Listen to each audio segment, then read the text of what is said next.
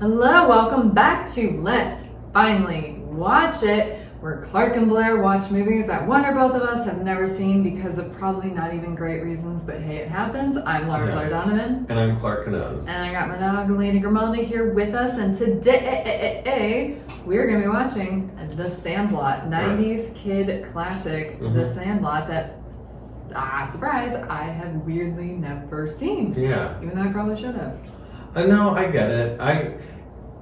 It's such a weird phenomenon with me in particular, too. And maybe this isn't a phenomenon because you haven't seen it, but like, I am not a sporto. I've never really liked sports that much, but I love sports documentaries and sports movies. That's the way I absorb sports. So I do understand that, like, that doesn't check out necessarily, but like... But what's so wild about that is when I was a kid, and I was a kid in the 90s, I was an unathletic tomboy that wished I could be athletic. Right. And I am a lifelong baseball fan. Yeah. I Wow. really do love baseball. So I'm a little, because this was in the pocket of like, I should have seen it, and it wasn't outside of my wheelhouse of interest.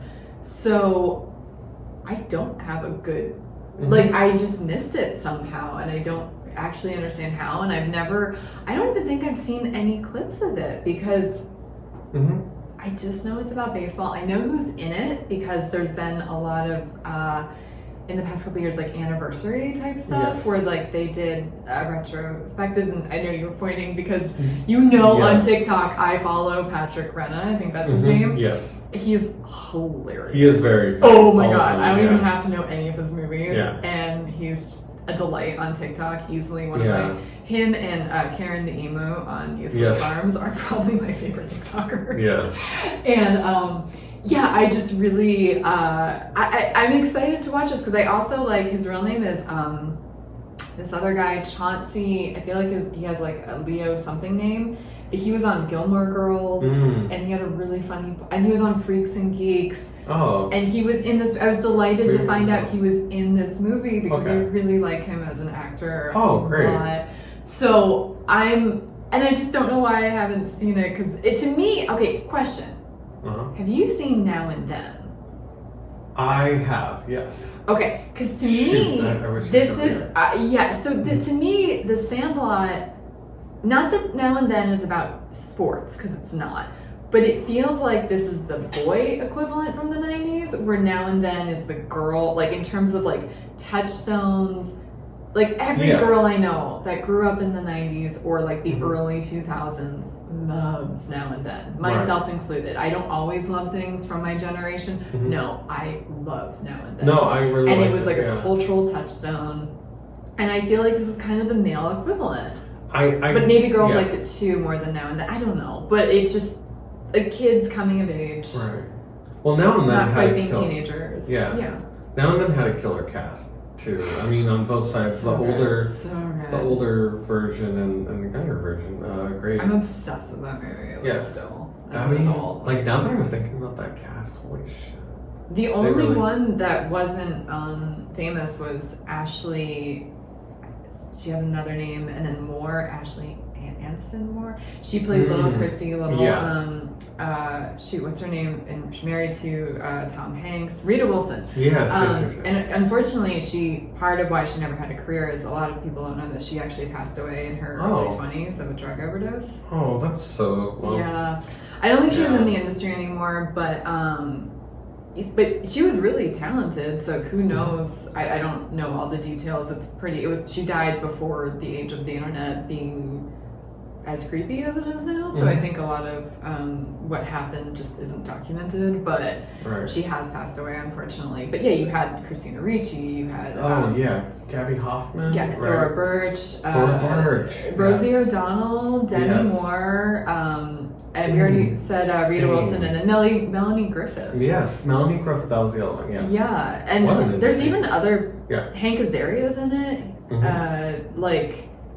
there's Janine Garofalo. I don't know why we're talking so much about that. I'm sorry. I just don't get me started on that. And then I got myself started. But to me, I'm excited to see The Sandlot because it feels like It really is. It's like the ideal. I think when you're so like we've talked about like I think Friends has aged poorly, but like I feel like the way Friends was aspirational. It's like when I get older. When I watched because when I watched Sandlot at least, I was younger than the kids that were in it, and so I was like, oh my god, I want to have friends like this. I want to have like I want to have like a fun summer. Which is what Now and Then was. Exactly. That's why I'm like, don't think I'm off base. Even though it's a little different. No, that's why I was saying like I was going to say that with the similarities with the two, very astute kind of definitely a good.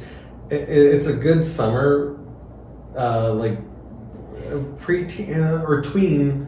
Because they're like 10, 11, 12, right? Yeah, I think so, yeah. Does it take place in the 90s, or is it one of those things, it's from the 50s, right? Or 60s? I would say 60s, yeah. Okay.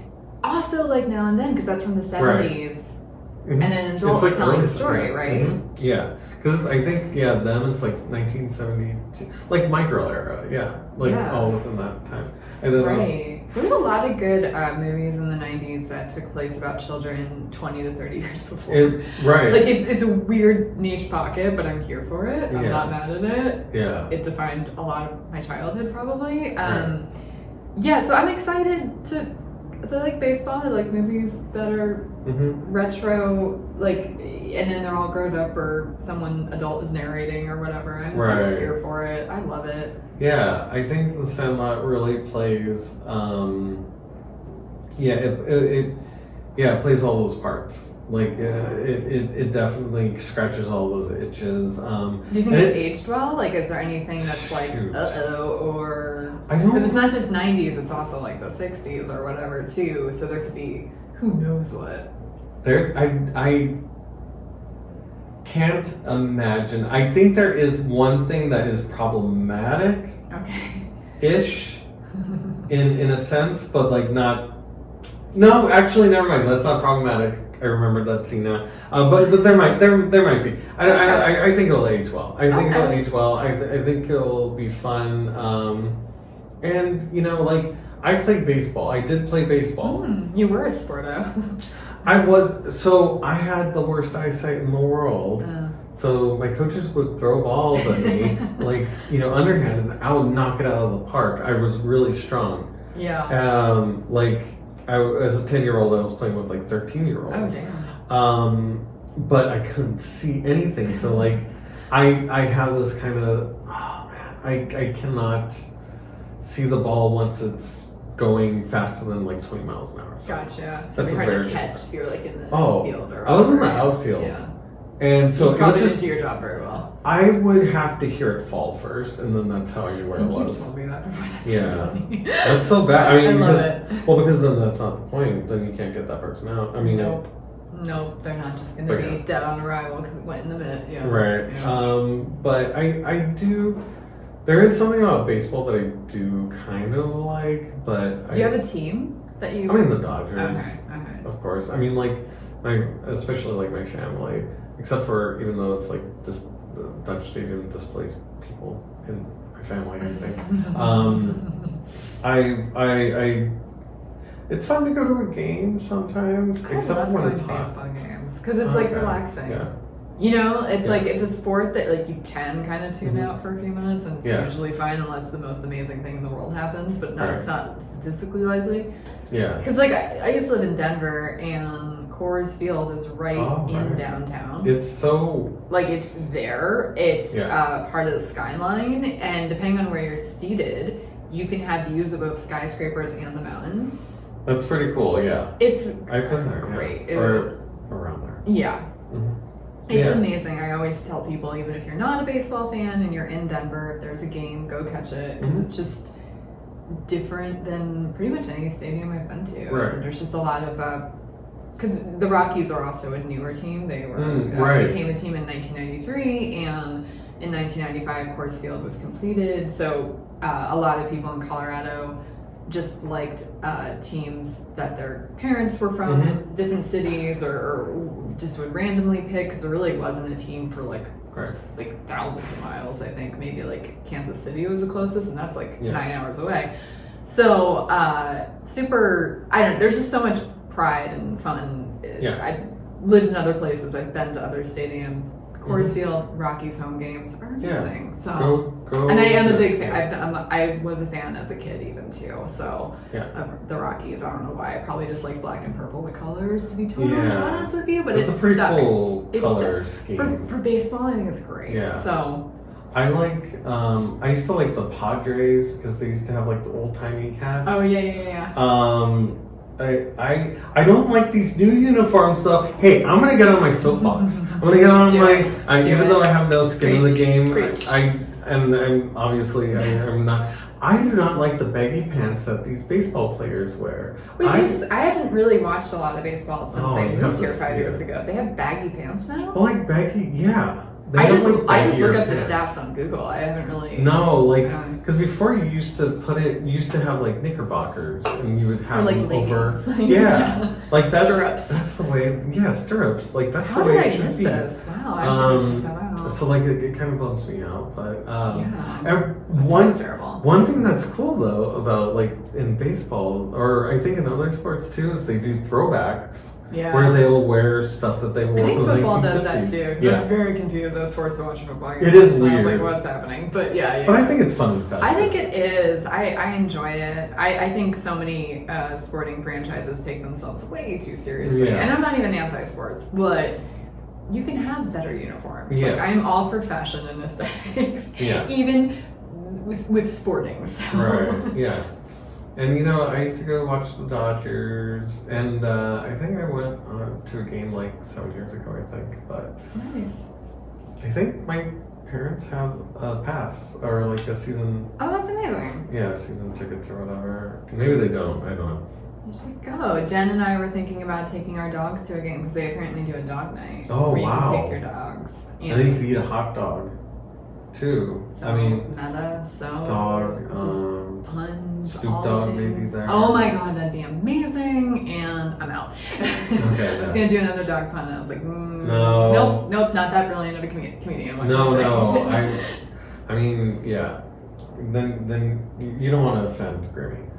No, I don't even know if she believes she's a dog either, so there's No, that. that's But true. she kind of lives like a human, let's be real. But, anywho, should we finally watch it? Yes. I finally watch it. Yes, Can you we should. finally rewatch it? Alright, we're gonna be back in a flash. In the next inning. Oh, Oh my god. look what I did. That was bad. We'll be back, guys. We're back. We're back. I've seen the Sandlot and we're dressed like we're baseballing it Yeah. up. Oh my gosh, I look like What's the ghost team mascot represent on your head? I don't know. The East Hollywood Ghouls. I wish that I was a don't team. know. You're a Dodgers fan if you have to pick, right? Yeah, if I you're have to Dodger- pick, Yeah, for I'm sure. a Colorado Rockies fan, and if you watched the ET episode, I had to double check. But yeah, Rockies are they're the worst they're in the not. National League West. So not in the National League entirely, but in the National League West. So we don't have a prayer of going to the playoffs. By the time this airs, we Yeah. will not be in the playoffs. Oh yeah, if you see them, there's a mistake. There's a glitch in the matrix. Something wrong happened. They should not be there. Call your local authorities. But this is how I dressed when I was 11. Yeah. I'd wear backwards. Baseball. Oh really? Yeah, That's what I like used to say. wear. I used to wear backwards baseball. I'll put mine backwards. We're twins now. We're twins. Yeah, which one's which? You We probably can't tell. We yeah. can't tell. I rarely, I think after Fred Durst, we were talking about, like after Fred Durst came out, like I No more definitely stopped wearing baseball. Completely. Yeah. Woodstock 99 era. Mm-hmm. Good choice, because you don't want to be Right. compared to the man who was all about the nookie. The what? The nookie. Nookie. The what? I'm like, yeah. Oh. Bad time in culture, guys. Yeah. But let's go back to a better time in culture. Some Yes. years earlier, 1992 or 93, Mhm. The Sandlot. Yeah. I love this movie. I know. You really liked it. You really I think took it's to my it. favorite that I've seen so Wow. far. Okay, cool. You know what it is? I think I'm just a sucker for coming of age films. I think, yeah. I don't care if they're kids, if they're college aged, whatever. I just love coming of age films. I do. Yeah. Told through the perspective of an adult. Right. I'm a And sucker there for it. yeah, I think that's what I liked about it too. because I was thinking back to a lot of the things that Stand By Me. Did you see I that? did a long time ago. Okay. Yeah. I don't remember it super well. Might be worth putting on the list, but I do remember it somewhat. Yeah, like I realized that too. Anything with like adult narration, like talking about recounting stories, like that in the Wonder Years. I was just gonna say, there's a Wonder Years. reason why the Wonder Years was such a hit, and I Yeah. think it's for this. Everyone can relate. One of my favorite shows. It's not told through the perspective of an adult, but Freaks and Geeks. Yeah, for sure. Yeah. Amazing. Like, it's just, and I know I brought this up, I think in our intro, which we kind of filmed a while ago now, but like Now and Then is one of my favorite movies, which I was clocking. I think I did talk about this as like the girl version, and like there's some differences, but like I wasn't off track. Like there are parallels for sure. 100%. For sure. So I think just that sense of belonging and like we were talking about, and I think this does translate even as an adult, but like just having your core group of friends, and it really was aspirational. Yeah. You know, to be like, okay, cool. Like I could easily go. I guess it's the way I like feel about improv sometimes. Like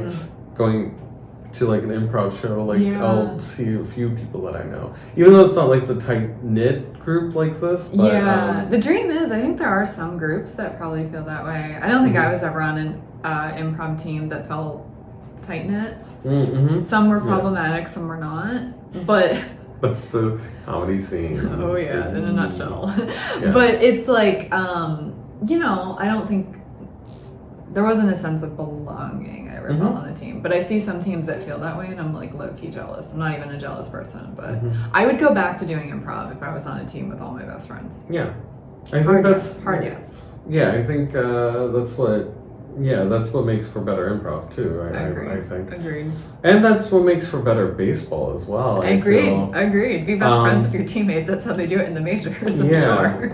I mean, because if you really, truly, they were friends and they hung out afterwards.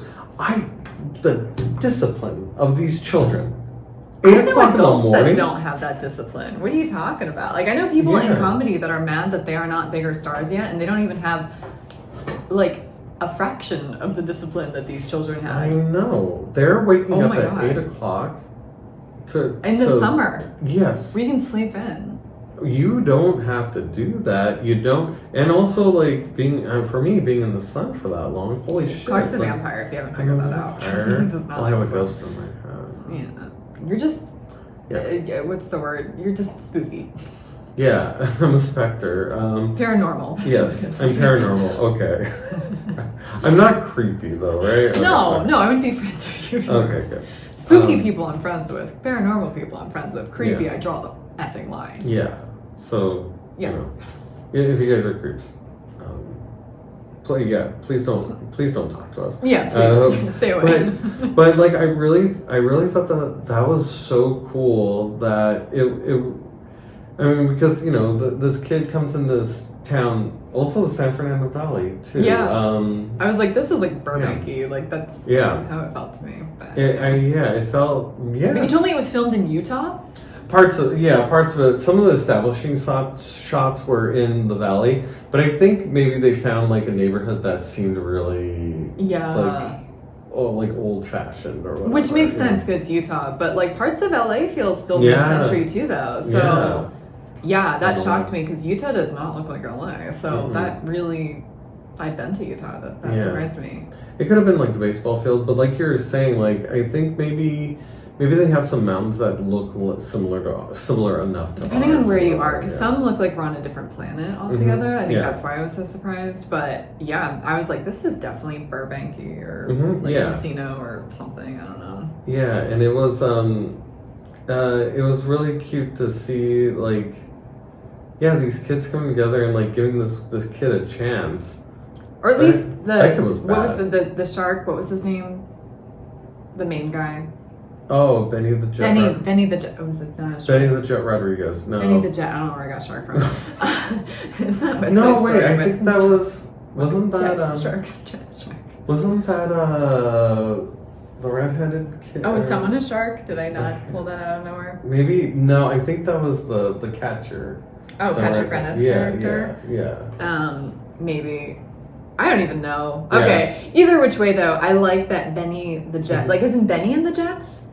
Oh, shit. I didn't even think about it like that. Like, I just heard myself start to say that. I think he got that nickname afterwards. Either which way. Either which way. He was the one that was welcoming to... He was... Like, the rest of the team wasn't so jazzed at first, but, like, what a nice kid. He was so nice and so talented and, like, hardworking. And you said something really touching about that character. Yeah, because I grew up... I mean, I'm Mexican-American, a proud Mexican-American, even though I don't speak Spanish. I'm sorry. But I never picked it up. But it was... at that time, to see someone who wasn't a gardener, a Hispanic person that wasn't a gardener, that wasn't a cholo, and to see like a kid like at this time was my age pretty much, that was the good guy was so nice to see. Like I really, it does mean a lot when the people that look like you are constantly maligned, you know. Representation in a correct form that's not tokenism. And I think that was when I grew up watching this, it was very refreshing to see. I really like that actor too, because like I was bitching in E.T. about how I don't like precocious kids, and I was excited that none of the kids were precocious in E.T. I kind of feel that way about the Sandlot too. Like especially the Spenny character, he was just like a Drew Barrymore, just effortlessly in the moment, present, nice. It wasn't like he was trying. I hate it when like any nice role in Hollywood when they're trying to be nice. Oof, don't like that. No. That when it's like, oh, you're probably a bad person in real life, but like he was just such a sweet energy. That felt like probably closer to who he was maybe in real life. He grew up to be a firefighter. Oh, he did. He like left the industry to be a firefighter or something. Wow. Yeah. He is a good. I think so, right? Like cool. so, like I don't know. Because they did a bunch of Sandlot reunions over the past couple years, especially. So, because it really is an iconic movie, like you're talking about. It at this time, there were a lot of baseball movies, but they were. Well, I guess this one has a bit of fantasy to it, but it was always like. Field of Dreams, which is very fantastical. Weirdly. You haven't seen either. We're gonna watch it at the start of baseball season. Yeah, I mean it's a complete fantasy. You kind of already know what it's about a little bit, but that and there Angels was in the Outfield. Angels in the Outfield. And all of them are like these fantasy movies where it's like there's the fucking Christopher Lloyd, you know, like that's there was one, I think it was called. Oh my God! Rookie of the Year. I think? Yeah, that sounds right. And then minor league or something. Where the kid hurt his arm and he was able to throw really fast. And that's not usually how injuries work. No, it's not. Usually injuries make you throw slower. If at all. Or you would be advised not to throw. Right. And so there were so many movies at this time because this was like the height of like baseball cards. I used to go, I cannot believe this. I used to go to these places with convention centers full of baseball cards. And I used to spend so much money on my supposed retirement plan that was going to be baseball cards. I bought all these baseball cards that are worth nothing now. Do you still have them though? I think my parents still have I have them. all of my baseball, basketball, football, hockey cards. Because I was like, I was unathletic, like it was pathetic, but I liked sports when I was young. And I was like, energy-wise, probably a tomboy, even though I wasn't athletic. A lot of people. Capacity, maybe. I have bad heart and lungs, so that's what, and I have no coordination, so it was not for me. Yeah. But my dad was also really athletic growing up, so I think I wanted to be like my dad, and so I would collect baseball cards. And I have a bunch of Michael Jordan cards from his basketball career, not his minor league baseball career. But Right. Well, funny thing about it is you could get all the stats that all your parents know just by having these cards and looking at them and kind of studying them a little bit. Because I, to this day, don't know much about like a lot of sports, Sure. but I think any of the knowledge that I did have was from that era. Was from this era, the card era. Same, you know? same. 90s sports, I'm pretty good at. Anything before or after, I have no idea. I know. I was like, oh wait, so Patrick Ewing doesn't play for the Knicks anymore? like Clark, what the fuck are you talking about? And so I think this came out also like just at a really kind of interesting time. Also, I want to say John Kennedy's Babe came out around this time as well. It was just baseball media at this time. I guess the 90s were, because there's also A League of Their Own in the 90s as well. And so, and I always say this, I'm not a big sporto. I've gone to like some games or whatever, but it's not something I look out for. But movies or documentaries about sports, they're weirdly compelling. No, I think most people can get really into, because it's about the human drama of it all. Yeah. And it is about a sense of belonging or proving yourself. Like, even if you're not a sporto, you've had a moment where you've had to defy odds, or like the pressure of winning or accomplishing something was on your shoulders, or you're afraid of that moment when it comes, like whatever, you know? So I think there is something very relatable about sports movies to everyone. Yeah. I completely agree. And so it's interesting the way that this movie goes.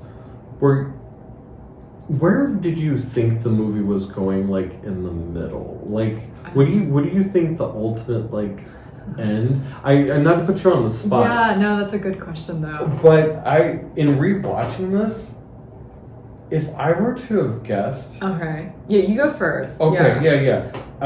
If I were to guess where this movie was going as an adult, watching it for the first time, I would have thought, oh, they're going to have a big baseball game at the end, where they're going to have to really come together and like defy the odds. Especially when the other team showed up. Yeah. So I would say that before that, but it's like naturally it's about baseball, so it's going to be a game. But it really wasn't about games. I didn't see that coming. It was just about playing the game itself, and not like the match part of the game, the winning part of the game. Right. It was more about practicing. It was a practice movie. That's a good point, though. Yeah, which I found because when we first started it, I'm like, wait, they play in the Sandlot. Do they even play? They eventually did play with. Those pros, and they kicked their asses, actually. But I wouldn't have guessed that, I guess. Like, in my opinion, I would have been, if I were to put my money on, especially a kid's movie, it'd be like, hey, we have to prove ourselves, or we're underdogs or something, and we have to, like, like a Rocky situation. I'm trying to think. I don't know. I was surprised. This is like one of those movies where I just knew it was about baseball. I don't think I knew some of the actors in it, but I didn't know anything else. Yeah. So it's not like The Wizard of Oz where I kind of understood the plot. I feel like, though, there were some things... What I do like about this movie, which we talked about in the last episode with E.T., so if you watch it, go back and listen. But I just talked about like how our perspective is probably really skewed because we're in the industry, and that can it makes things really hard to watch, which we'll go into another time because there's a lot we could say on it. But there were some things I saw coming, like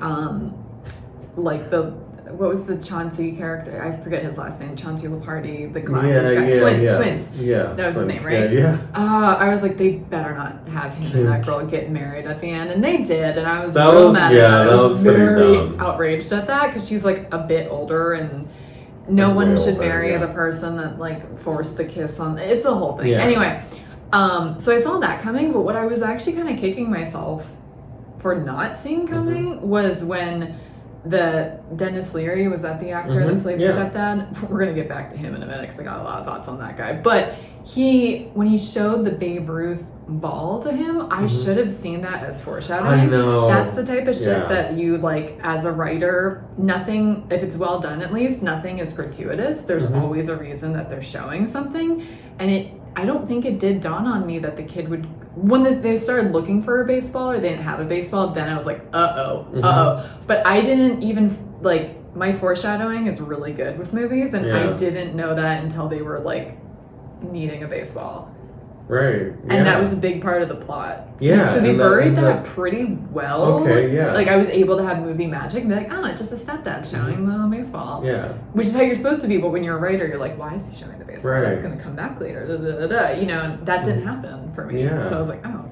Yeah, that's good. Okay, I'm glad that you were surprised by that, because I was trying to, I was just trying to think back to what I thought as a kid. I can't do it. Right, it's hard, yeah. I'm not a kid anymore. And it was years ago. If you could believe it, I'm not a child. But yeah, I really like that they did that, because that really set it apart. Yeah. You know, and they kind of get more mileage out of baseball without having to make, because like there's another movie that I like or liked around this time, which was like Major League and also The Natural with Robert Redford. So there's I was watching those movies too, because I was playing baseball at this time. Not very well, because I couldn't see shit. Well, I couldn't see shit. I couldn't see anything. Squints. I was Squints. Without the glasses, so it was really bad. And more often than not, like on these movies, they just focus. It's like this game. Okay, it goes on to the next game, and then this game, and then this game, and it's like it wasn't about the games. Yeah, it wasn't about the games, and I really think that's what I'm like happy that they did that to set it apart. And yeah, it's basically practice movie. Yeah, like, and it's like I think there's like other parts too that I knew that like the dog and the owner that they were afraid of was probably not going to be that bad of like a situation. I knew it was like kids' imagination. I saw that coming. I didn't think James Earl Jones was like one of Babe Ruth's teammates though. Yeah. They buried that lead too. So I think that's part of, because like every movie that we've seen that I haven't seen, other than Avatar, I've liked, but like even though I've liked, I'm like, but this didn't make sense, or but this was a big leap, or this character wasn't fleshed out, or something. Like I have a lot of complaints, but I think part of why I was so enchanted by this movie was because like, sure, there was like a few things where I'm like, oh, I think I see where we're going, but then the second I thought you were going, they hit me with something else, and I'm like, did not see that coming. I did not see that coming. Yeah. Okay. And I think like even I feel bad putting you on the spot, but like I wouldn't know where it was going. But that's why I was into it. That's what I was gonna say. Yeah. It's like you're invested in it. It pulls you in. It pulls you in. I was very pulled into this movie. Yeah. I a few times looked at my phone to like look up the actors, where the kid stars are now, that kind of thing, which is annoying. But we're in like the 2020s. That's what we do. It's annoying. We all can't focus on one thing, but like otherwise though, I was completely, but it was because I wasn't wanting the distraction. I wanted to know more about the movie. Yeah. Right. So I really liked it, like a lot. I really did. Yeah. And also there's so many. One of the things I think that's interesting about this movie was a lot more hornier than I remembered it. I don't remember it being.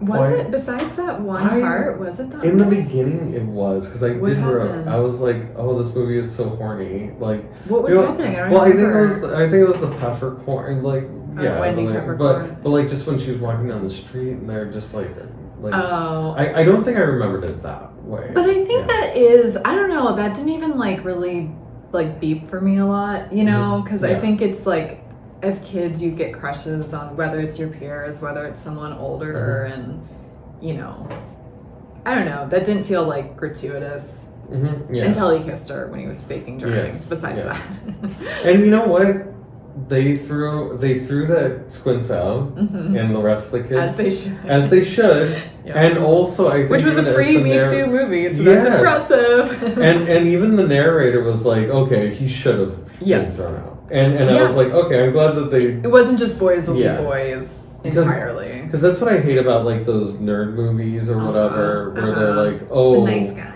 And it's like, okay, but they're also like sexual predators, like, and they're entitled, and they're don't see women as humans. They're objects to acquire. I'm the nice guy, and you're supposed to like so I'm glad that they like addressed that and but yeah, it was it's really interesting that it kind of ends up becoming about like trying to fit in, but then also like trying to mend like family things too. Like I thought that was what were you gonna say about the dad, Dennis Leary? Oh, I have so much to say about that role. So okay, I should disclaim this because I think this has been hinted at a little bit in our past episodes, and there's no way it's not gonna like come up with any other family based whatever. But like I am someone who has in the past 6 months been diagnosed with complex PTSD, which is different than normal general PTSD. And there's a lot of reasons why you can become complexly traumatized. And there's actually a lot of reasons why I'm complexly traumatized. But a lot of it is my mom, who has passed on, who I love a lot, was very emotionally neglectful. Very. And the reason why I'm saying all this is not to get personal or anything like that, but it's to explain that like I am up to my eyeballs in books about trauma, in books about the brain, on books about inherited family trauma, books on alcoholism, because my mom was an alcoholic, and like just what bothered me so much about this. So basically I'm kind of the trauma police. I think that's what I'm trying to say, and that's why some movies I'm just not gonna like let certain things like fly. I'm gonna call it out. But the stepdad bothered me so much because he could not have been less interested in his stepson.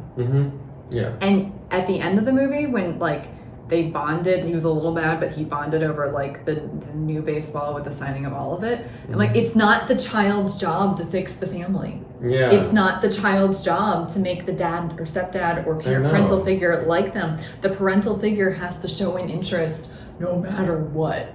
And so it's like, that just like, Dennis Leary did a great job. He played a first-class dick. But that would be a weird, like what people don't realize is like nightmare step-parents, they don't have to be like physically abusive. They don't have to be menacing, but like absentee, emotionally absent, neglectful, disinterested is really bad for your brain. I could do a whole TED talk on it. I won't do that because we're talking about baseball, but it just like, and it's of the times, it's the 1960s, it's fine, but in this modern lens, not even the 90s, but 2022 watching, I was just like, oh, this is so toxic, this is so bad, this is so backwards. I don't like this stepdad character at all. But you know what, the kid really reacts to that though. I think the kid, it's not lost on the kid, and the kid's performance. He was great. No, because he was such a kid. He was which is such a Captain Obvious thing to say, but again, not all kid actors pull off being a kid well. But like, he was so wide-eyed and like insecure, but like trying to be normal, but also the mom could have been like, yo, hang out with my kid more. Like that was another red flag to me that I was like, like the whole he was time. Basically forced to play catch, like he was so disinterested. So that broke my heart on so many levels, and I just did not like the stepfather or even the mom that much, because she could have been an advocate for her kid. I know. I didn't like that. It's too real. It's too real. And I think like rewatching it, none of that clocked. I didn't clock any of it. I'm up to my eyeballs and like oh, for sure. But that's why I was saying like this ends up becoming about that, and for the first times before this, I didn't even realize most of that. I didn't even remember that. I did remember that was the dad's ball or whatever, but like I didn't remember what the stakes were. I remember the stakes being like, oh shit, we just need to get it or whatever. Right. But I think that's an interesting point, because I think we have a lot of folklore, like starting with like Cinderella, where it's like the step family is evil and we just kind of like accept it, you know, or like people in the 50s and 60s didn't talk about feelings and we just kind of accept it, but it's like, oh no, that's worth talking about. No, let's challenge the paradigm. Yeah. And I think that there's I think it also kind of shows at the same time, like, you could also pick your friends become your family too, you know, where it's like, holy shit, like they spend like hours and hours and hours each day with each other. Well, he was escaping to some extent his home life, you know, which again was not physically abusive, but like emotional and verbal stuff is real, and neglect is real. And I wonder if Benny, like, I know he's a kid, but like I wonder if he like knew that, because it's weird. Yeah, I was wondering what his motivation was, not in like a shiesty way, but like, where does this kid get this empathy from? Where does he get his kindness from? Right. He's either from a very kind family and that's just how they roll, or he's also neglected and he's showing people the kindness that he wished he was shown. It's one or the other. It's never in between. That's very true. I wish we knew more about Benny. I know that. I really do. that was one thing that I was like, oh, they just showed like his bedroom. Of course, there's a bunch of like baseball stuff, but they didn't really talk about his home life, whether he even had. I didn't see any. Does he have siblings? Or I guess any of the other kids, but I guess it's a kids movie. They could have had a little bit of Benny's backstory though, because he was the other main character. It was like narrated by I don't even remember the kid's name. Smalls. That's right, Smalls. That was his last name. Nickname, But it was narrated by him, but it was also about Benny in a lot of ways. Yeah. And he was the hero. He was frankly the hero. Frankly, yes. He should have been. And then we get that really crazy. We were talking about when the ball goes over. So all the contraptions that they built. I'm like, they spent in one afternoon. I mean, like in today's money, like thousands of dollars. I mean, I guess they had the erector sets already. With 3 vacuums, though. They had the one that was the 3 vacuums, and also did they the steal them hoses. from their moms? Probably. And they blew them up. They got blown up. The erector set, that was a lot of erector set. Yeah, it was. Those are not That takes a while cheap. to build, too, though. I know. They built a pulley system to a kaleidoscope, not a kaleidoscope, a telescope. Yeah, a periscope. Yeah, thank you. I was like, one of the scopes. A scope, yeah. They built the scope. Squint had the scope, and like that all is not in a day's work. No, that's a week's work. I know. If you're dedicated. Yeah, and I'm like, they did that in an afternoon, but I think that kind of goes back to like the story, you know, like the storytelling of someone talking about something that happened in the past. Probably a tall tale to some extent. Yeah, they probably did like a couple of those things maybe, but or they tried and failed way faster. And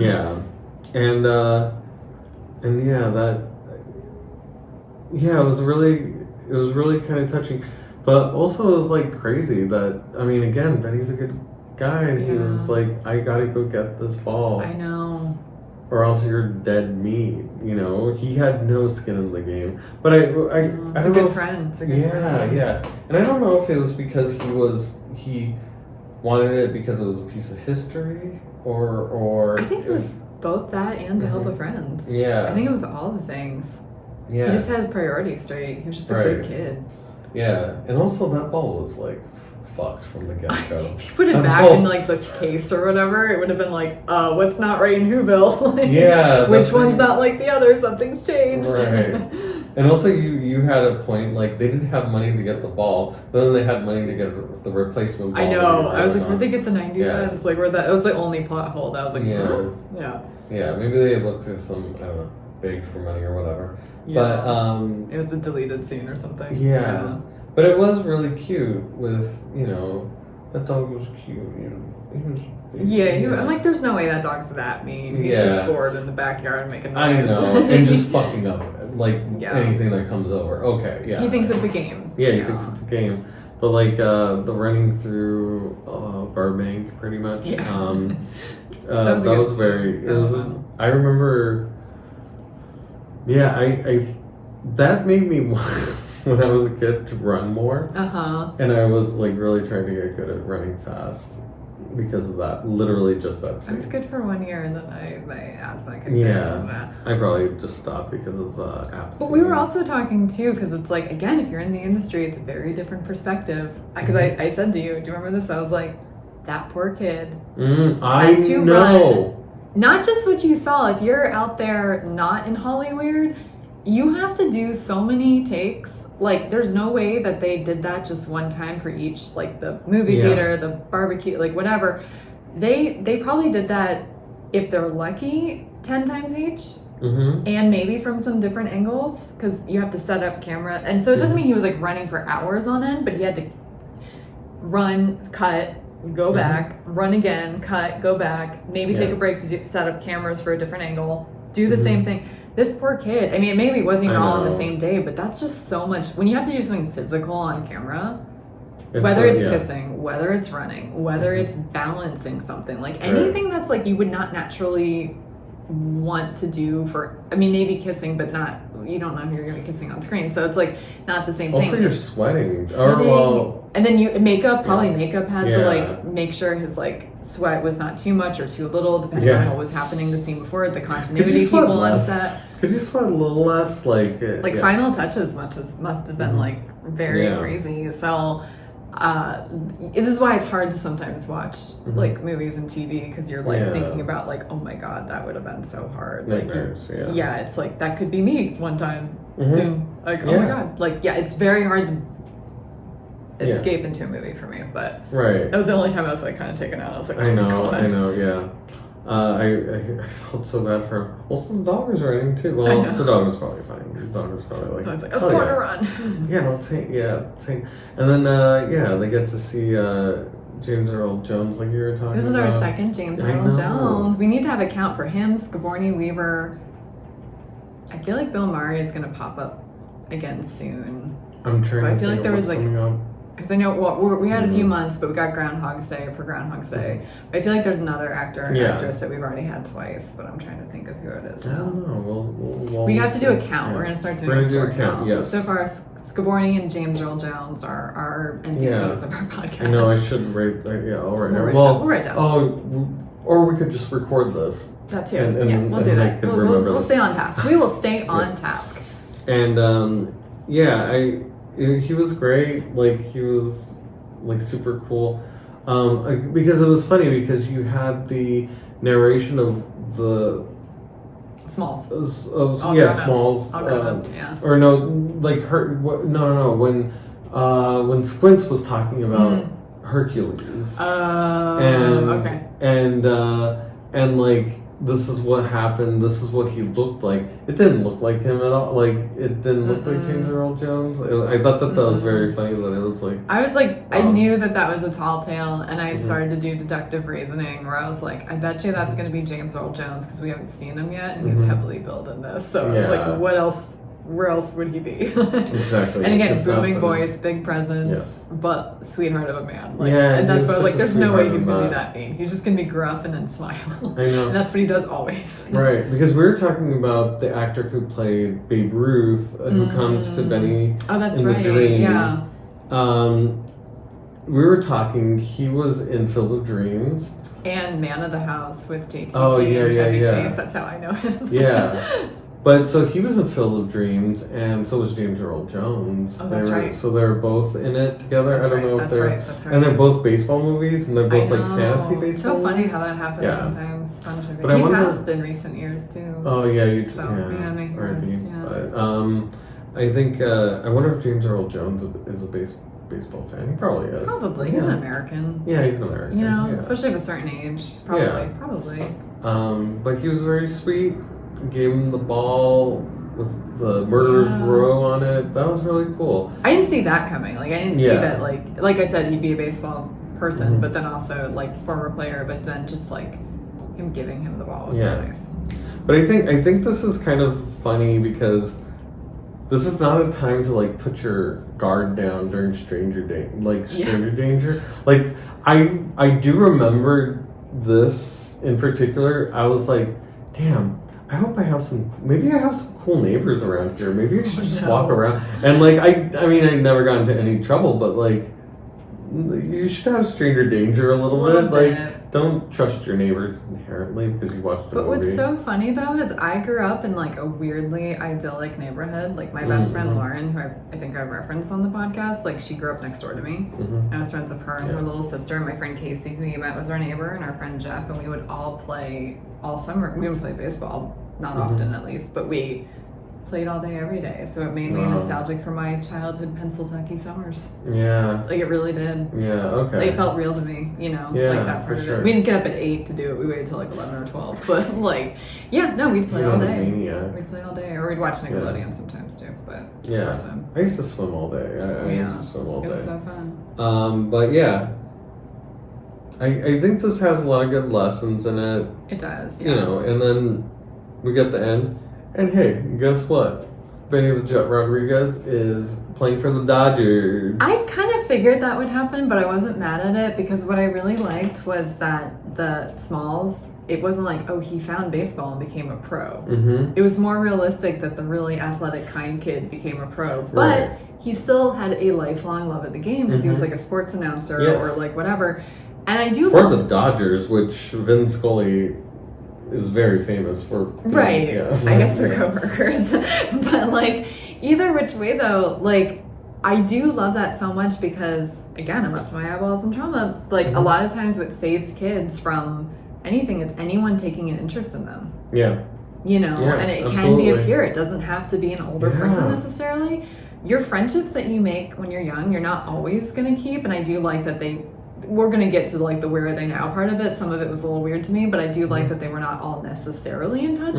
But like, it is realistic to have one good friend from childhood. And that friend happened to change his life. And sometimes your friends introduce us to worlds that we don't know about. And it can change what we are interested in, who we become. And how passionate we are for our interests. And how we can show up for ourselves. Like, he got a job out of his summer of almost being alienated. Like, that's actually really cool. It's not going to happen to everyone, but it can happen. So be kind to people. Like, you know, like, I don't know. Yeah, that really does kind of... That's why I liked it. It wasn't cheesy to me. It was like, oh, if they're going to make it be this, I like that this is how they did it. It was the right temperature. Yeah.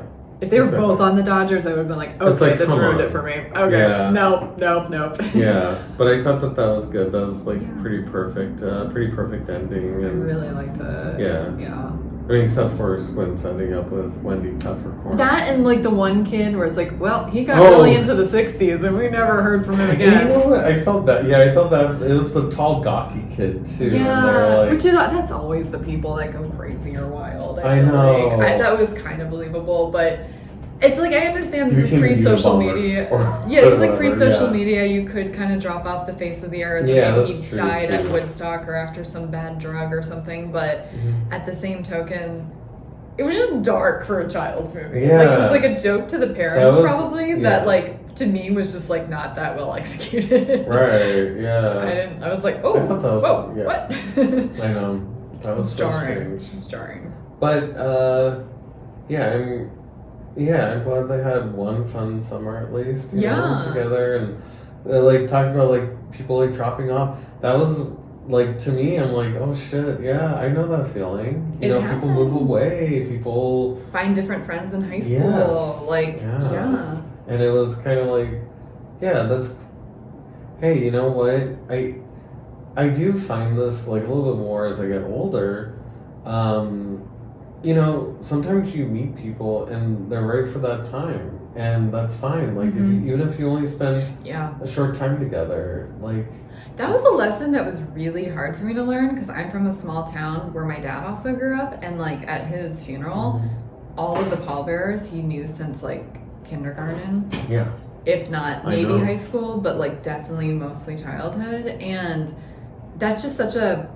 I thought that was normal. Yeah. So it took me a really long time that like my high school group of friends feels a little more representative than like my childhood group of friends, if you will, because my high school group of friends, which was half my neighborhood to be fair, but like some of us were in touch, others of us are in touch, one of us is in touch with one of them, but not all the rest of, you know what I mean? And it's like, and then there's one or two that have like gone away, and I've had to really like get okay with the idea that people that were really big parts of my life like nope, we don't have to be best friends right now. Yeah. That was a hard lesson for me to learn or get comfortable with. I think I learned it a while ago, but I'm like, oh no, I'm finally comfortable with that concept that, sometimes it's just a moment in time. And that's okay.